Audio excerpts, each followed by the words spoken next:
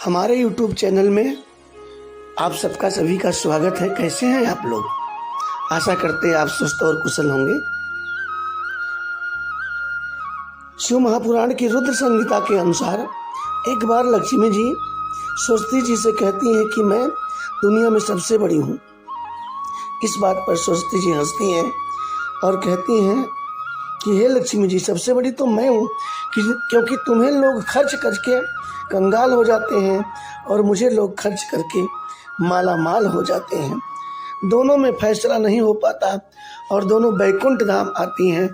उस समय भगवान नारायण सो रहे थे और गंगा जी उनके चरणों से निकल के पाँव दबा रही थी। लक्ष्मी जी कहती हैं, बहन गंगा, नारायण को जगा दो।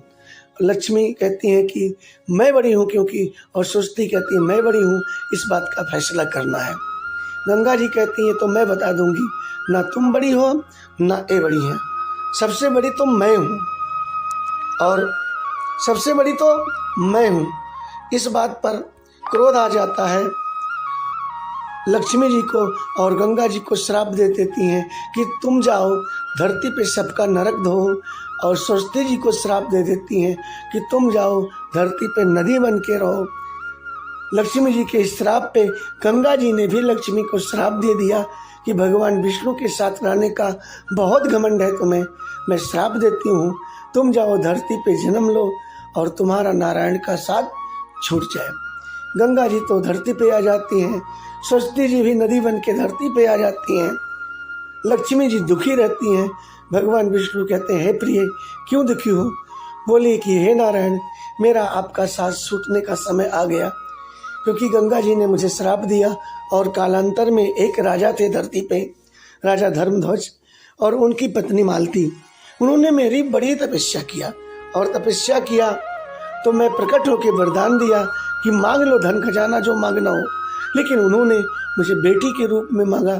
कहा पैसे तो मेरे पास बहुत हैं, हे माता आप मेरी पत्नी मालती के कोख से मेरी बेटी होकर जन्म लो। और मैंने उन्हें वरदान दे दिया था।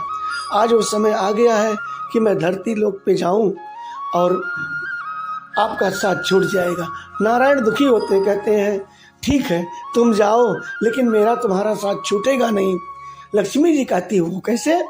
बोले एक बार राधा रानी को एक सुदामा नाम का गोप परेशान करता था और राधा रानी ने उसके इस आसुरी प्रवृत्ति पे उसे श्राप दे दिया कि तुम्हारी आसुरी प्रवृत्ति है, तुम असुर के यहाँ जन्म लो जाके।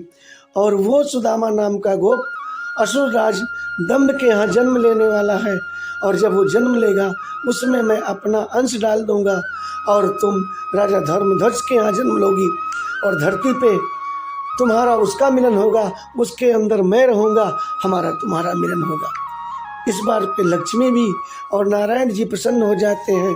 तुलसी जी ने जन्म लिया, लक्ष्मी जी ने जन्म लिया राजा धर्मध्वज के यहाँ और राजा धर्मध्वज, रानी मालती ने अपनी बेटी का नाम रखा तुलसी। इस प्रकार से तुलसी जो है लक्ष्मी का रूप है। राजा धर्मध्वज और रानी मालती की बेटी होकर धरती पे आई और शंखचूर्ण के अंदर भगवान विष्णु ने अपना अंश डाल दिया। इस तरह से दोनों 1-1 अंगुल रोज बढ़ते हैं, उधर शंखचूर्ण भी और इधर तुलसी भी।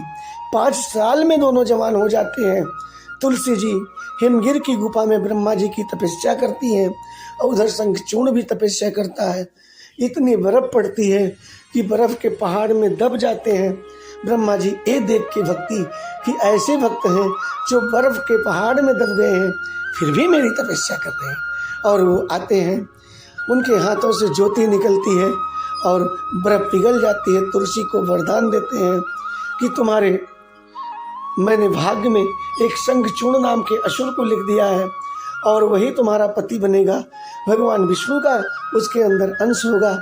और उसके बाद तुलसी जी ने स्वीकार किया इस वरदान को और शंखचूर्ण के पास जाते हैं और शंखचूर्ण को वरदान देते हैं। वो अमरत्व का वरदान मांगता है। ब्रह्मा जी ने कहा, जिसने इस धरती पे जन्म लिया उसका मरना एक ना एक दिन निश्चित है, तू कोई दूसरा वर मांग ले। शंखचूर्ण कहता है कि मुझे ऐसे ही वर चाहिए। ब्रह्मा जी कहते हैं, जाओ मैं तुम्हें कृष्ण का कवच देता हूँ और सुनो शंखचूर्ण, तुम्हारी तुलसी से विवाह होगा और जब तक तुलसी का सतवंती रहेगी, तुलसी उसका सत जिंदा रहेगा, तुम तीनों लोक पे राज करोगे, तुम्हें कोई मार नहीं सकता। इस तरह से वरदान दे करके ब्रह्मा जी अदृश्य हो जाते हैं। तुलसी और शंखचूड़ का विवाह होता है और उस सभा में नारद जी आते हैं, तुलसी का हाथ देखते हैं और चौंक जाते हैं। तुलसी ने कहा, देवर्षि क्या बात है? बोले, तुम्हारे पति के भाग्य की रेखा में महादेव की अवदशा चल रही है, मारण चल रहा है, मृत्यु तुल्य कष्ट है। तुलसी कहती है, इससे क्या होगा? क्या मैं विधवा हो सकती हूँ? बोले, हाँ बेटी, ऐसी दशा चल रही है कि साल भर के अंदर तुम विधवा भी हो सकती हो। तुलसी कांपने लगती हैं, कहती हैं कि हे देवर्षि, कोई तो उपाय होगा। बोलते, उपाय बड़ा कठिन है। यदि अपना तुम सत जो है बर्बाद किए बिना सुहाग रात मत मनाओ और उसके बाद अपने पति के संपर्क में 1 साल मत आओ और महादेव का पार्थिव शिवलिंग बनाकर बिना अंजल पानी ग्रहण किए तपस्या करो, और तो इससे साल भर की तपस्या के बाद तुम्हारे पति के ऊपर से महादेव की अवदशा जो मारण है खत्म हो जाएगा। फिर तुम्हारे पति को कोई नहीं मार सकता, वो तीनों लोक पे राज करेगा। तुलसी ने कहा, मैं ये अनुष्ठान करूंगी, बिना अंजल पानी ग्रहण किए साल भर का व्रत रखूंगी। और पार्थिव शिवलिंग बना के तुलसी व्रत रखती है और शंखचूड़ 1 साल में युवराज बन के, राजा बन के तीनों लोक पे विजय प्राप्त करता है। उसने तीनों लोक पे विजय प्राप्त कर लिया। जब 3 दिन रहता है तो अपने मंत्री से पूछता है कि सब जगह मेरा विजय है ना, क्योंकि मैं 3 दिन के बाद अपने पत्नी तुलसी के पास जाऊंगा, उनकी तपस्या खत्म हो जाएगी, फिर मैं उनके साथ रहूंगा। इस पे मंत्री दबे जबान में कहते हैं कि अभी शिवलोक पे आपको विजय नहीं मिली है। इस बात पे उस आदेश देता है कि शिवधाम पे अपनी सेना भेजो, और जाता है महादेव से युद्ध करने लगता है। घोर युद्ध होता है। जब महादेव अपना त्रिशूल उठाते हैं कि शंखचूड़ को मार दूं, तो शंखचूड़ के अंदर तुलसी प्रकट होती है, हाथ जोड़ के महादेव से विनती करती हैं कि हे देवाधिदेव, मैं आपकी तपस्या कर रही हूँ और अगर मेरी तपस्या सही है तो मेरे पति पे आँच नहीं आनी चाहिए। और महादेव अपना त्रिशूल हटा लेते हैं और जो है शंखचूड़ महादेव को छलनी कर देता है। 1 दिन तक युद्ध चला, 2 दिन तक युद्ध चला। ऐसे महादेव छलनी जब हो जाते हैं, माता पार्वती रोती हैं, उन्हें औषधि रात में लगाती हैं और कहती हैं कि हे स्वामी, ऐसी घड़ी कभी नहीं आई कि आप इतना जो है घायल हुए। महादेव कहते हैं, क्या बताऊं, मुझे तो सत्य प्रिय है, तुलसी मेरी सत्य से तपस्या कर रही है, इसलिए मैं उनके पति को नहीं मार सकता, भले मुझे कष्ट सहना पड़े। 3रे दिन का युद्ध चल रहा था। महादेव लहूलुहान हुए थे। तब तक ब्रह्मा जी जा रहे थे, उनकी नज़र पड़ी। ब्रह्मा जी महादेव की दशा देख करके नारायण के पास जाते हैं और कहते हैं, अगर आज आखिरी दिन अंतिम युद्ध है साल भर का, तुलसी की तपस्या सफल हो गई तो फिर शंखचूड़ को कोई नहीं मार सकता, उसका अत्याचार बढ़ता जाएगा। और इसलिए भगवान विष्णु शंखचूड़ बन के तुलसी के पास जाते हैं और उसके सत को भंग कर देते हैं। और उसके बाद महादेव शंखचूड़ को मार देते हैं। शंखचूड़ की मुंडी तुलसी के पास गिरती है और कहती है कि तूने अपने सत को भंग कर दिया, दूसरे की बाहों में चली आई, और एक कह के समाप्त हो जाते हैं।